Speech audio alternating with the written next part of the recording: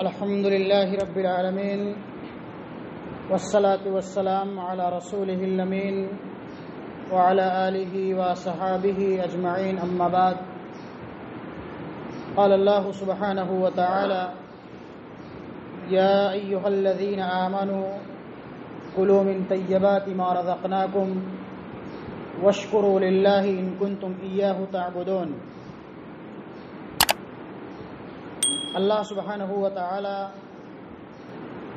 سورہ بقرہ کے اندر ارشاد فرماتے ہیں، اے وہ لوگوں جو ایمان لائے ہو، ہم نے تمہارے لیے جو حلال اور پاکیزہ روزی تیار کر رکھی ہے تم اس کو کھاؤ اور پیو، واشکروا للہ،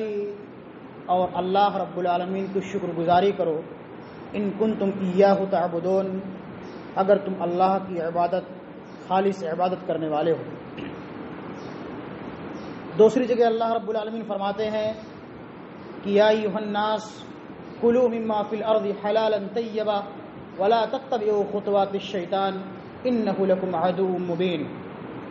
اے لوگو، ہم نے تمہارے لیے جو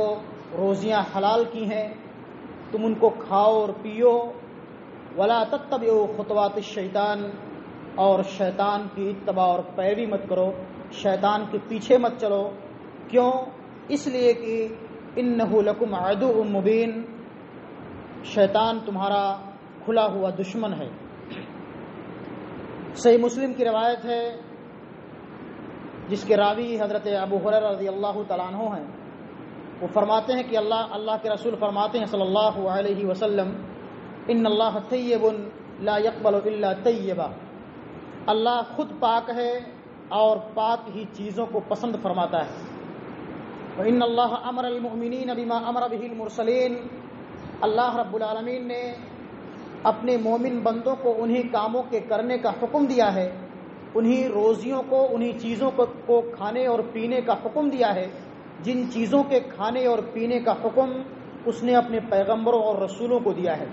یا ایھا الرسل کلوا من الطیبات واعملوا صالحا، اے میرے پیغمبروں، اے میرے رسولوں، تم اللہ کی حلال روزیوں کو تلاش کرو اور اسی کو کھاؤ اور پیو۔ اور اللہ رب العالمین فرماتے ہیں یا ایھا الذین آمنوا کلوا من طیبات ما رزقناکم، اے میرے بندو جو ایمان لائے ہو، تم اللہ کی حلال روزیوں کو تلاش کرو، اسی کو کھاؤ اور پیو۔ اس کے بعد اللہ کے رسول صلی اللہ علیہ وسلم فرماتے ہیں، ایک مثال کے ذریعے سے مسلمانوں کو یا امت محمدیہ کو یا صحابہ کرام کو سمجھا رہے ہیں کہ ایک انسان ہے کہ یطیل السفر اشعث اغبر یمد یدیہ الی السماء یا ربی یا ربی ومطعمہ حرام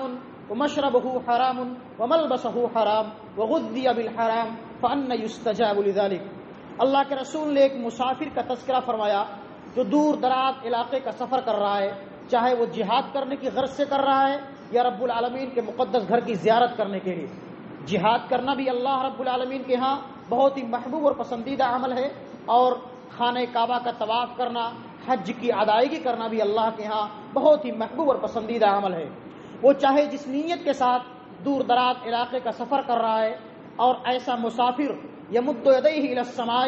یا ربی یا ربی، ایسا مسافر اپنے دونوں ہاتھوں کو اٹھا کر کے اللہ سے دعائیں کرتا ہے، اللہ سے گریہ وزاری کرتا ہے کہ اے اللہ میں تیرا گنہگار بندہ ہوں، تیرا خطا کار بندہ ہوں، اے اللہ تو غفور الرحیم ہے، تو ارحم الراحمین ہے، تو میری خطاؤں کو معاف کر دے، میری دعاؤں کو قبول کر لے، میں تیرا گنہگار بندہ تیری بارگاہ میں حاضر ہوا ہوں، اے اللہ تو میری خطاؤں کو معاف کر دے۔ لیکن اللہ کے رسول فرماتے ہیں صلی اللہ علیہ وسلم کہ اللہ سبحانہ و تعالی ایسے مجاہد کی یا ایسے حاجی کی، ایسے نمازی کی تمام دعاؤں کو، اس کی تمام نمازوں کو، اس کی تمام حج اور زکوٰۃ اور عمرے کو ضائع اور برباد کر دیتے ہیں۔ کیوں؟ وَمَطْعَمُهُ حَرَامٌ، ایسے انسان کا کھانا حرام کمائی کا ہوتا ہے، وَمَشْرَبُهُ حرام، اس انسان کا پینا جو ہے حرام کمائی کا ہوتا ہے، وَمَلْبَسُهُ حرام، انسان کے جسم کے اوپر جو لباس ہے وہ حرام کمائی کا ہے، فَأَنَّ يُسْتَجَابُ لِذَلِكَ، تو اللہ رب العالمین ایسے مسافر کی،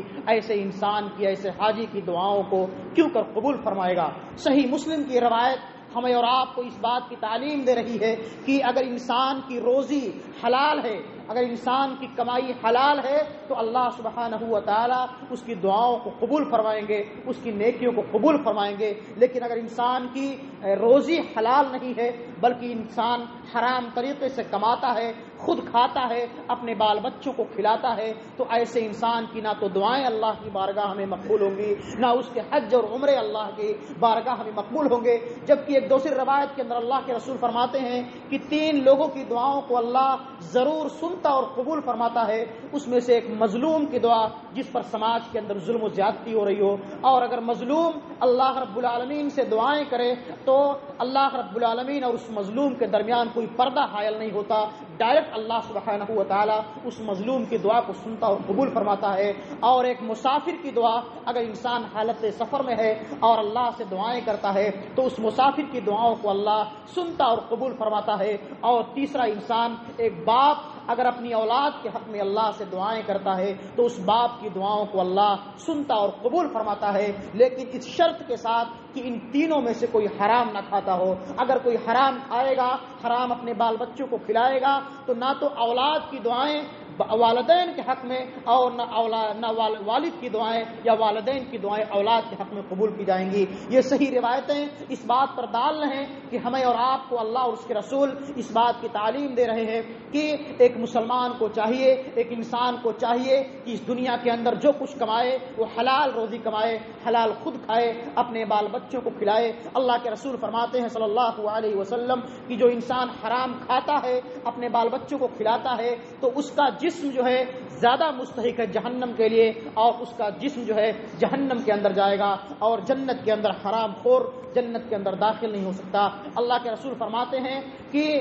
انسان کو حلال روزی کمانا چاہیے، محنت کی کمائی کھانا چاہیے۔ حضرت داؤد علیہ السلام یا اس طرح بے شمار انبیاء کرام خود محنت کر کے کھاتے اور کھلاتے تھے، اور اللہ کے رسول نے ہم امت محمدیہ کو اس بات کی تعلیم دی ہے کہ تم اس دنیا کے اندر کم کھاؤ، کم کماؤ، لیکن حلال کھاؤ اور اپنے بال بچوں کو حلال کھلاؤ، اس لیے کہ قیامت کے دن اللہ سبحانہ و تعالی ہماری ان روزیوں کے متعلق، ہمارے ان مال اور جائیداد کے متعلق بھی ہم سے پوچھ تاچھ کرے گا کہ ہم نے ان روزیوں کو کہاں سے کمایا ہے اور کہاں خرچ کیا ہے، ہم نے حلال طریقے سے کمایا یا حلال ذرائع سے کمایا ہے یا حرام طریقے سے کمایا ہے، جھوٹ بول کر کے، فراڈ کر کے، دھوکہ دے کر کے، بےمانی کر کے، چوری کر کے، ڈکیتی کر کے، کاٹا مار کے ہم نے کس طرح کمایا ہے۔ کل قیامت کے دن اللہ سبحانہ و تعالی 4 چیزوں کے متعلق پوچھ تاچھ کرے گا، اس میں سے ایک چیز یہ بھی ہوگی کہ انسان نے روزی کہاں سے کمائی ہے اور اس کو کہاں خرچ کیا ہے۔ اگر ہم نے حلال طریقے سے کمایا ہے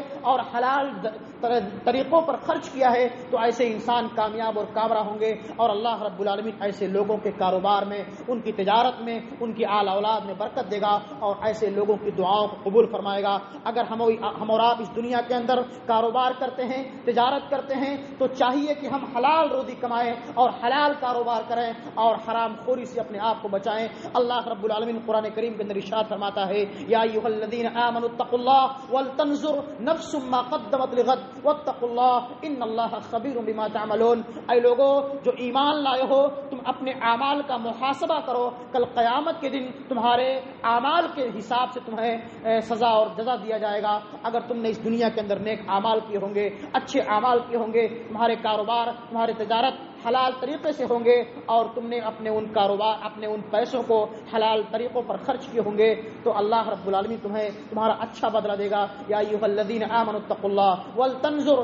نفس ما قدمت لغد واتقوا اللہ۔ انسان کو اپنے اعمال کا محاسبہ کرنا چاہیے کہ اس نے کل قیامت کے دن کیسے توشے اکٹھا کر رکھے ہیں، اور اللہ سے ڈرو، ان اللہ خبیر بما تعملون۔